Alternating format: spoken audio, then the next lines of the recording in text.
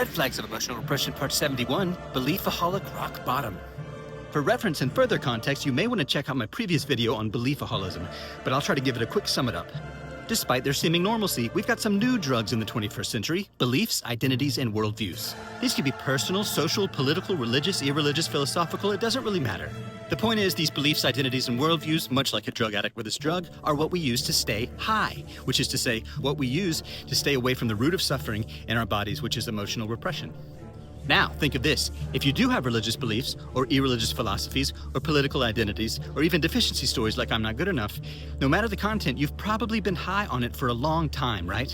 Some of us since before we can remember, so as a kid, we may not have even realized that we were on a drug. We just thought believing stuff's what you do. Everybody else is. But I bet you know what starts to happen when people have done drugs for too long. 3 things usually in this order. 1, the drug stops working. 2, suffering ensues. And 3, they hit rock bottom. And rock bottom for the addicts can be pretty demoralizing, terrifying, confusing, and painful. But it's also where they have a pretty important choice to make between death by addiction or recovery from addiction. Now, when it comes to beliefaholism, which is being trapped in a belief, identity, or worldview, here's what rock bottom looks like.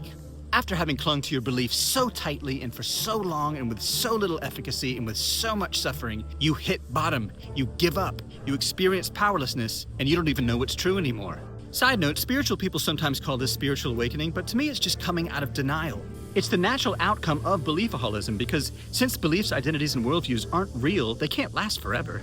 Anyhow, back to rock bottom. Now you're in no man's land. You can't go back to your beliefs, identities, and worldviews because it's too painful. And yet, there's something in you that feels like it desperately needs to. What is that something? It's what was there all along, creating, driving, and sustaining your beliefaholism. But you were so stoned, you couldn't see the forest for the trees.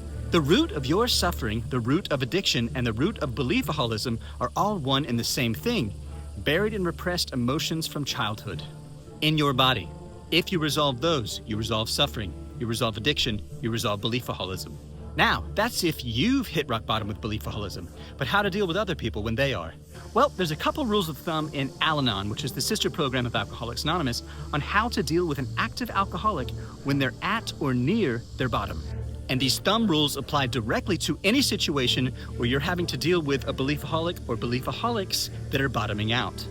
Don't prevent a crisis if it's in the natural course of events. Back up, set boundaries, and let them fall apart. Contrary to what your impulse to interfere says, the most compassionate thing that we can do for someone who's drowning themselves in 3 feet of water is not help. And why? For 2 reasons. 1, so we don't get pulled in, and 2, because whether they know it or not, they've been believing things and repressing their emotions for their entire life in order to get help. Emotional repression, addiction, and beliefaholism is a state wherein we suffer in order to get our needs met. And so in lovingly backing off and allowing them to hit bottom, we may be one of the first people in their lives to grant them the opportunity to meet their own. Letting them hit rock bottom and suffer themselves out of beliefaholism and emotional repression is a huge gift. And if we can't quite grant that yet, that's our beliefaholism and emotional repression still at work. Either way, if you're at or near rock bottom, or if you know someone or someones who are at or near rock bottom, and you or they would like to resolve your emotional repression and beliefaholism, tap the link in the caption or the bio.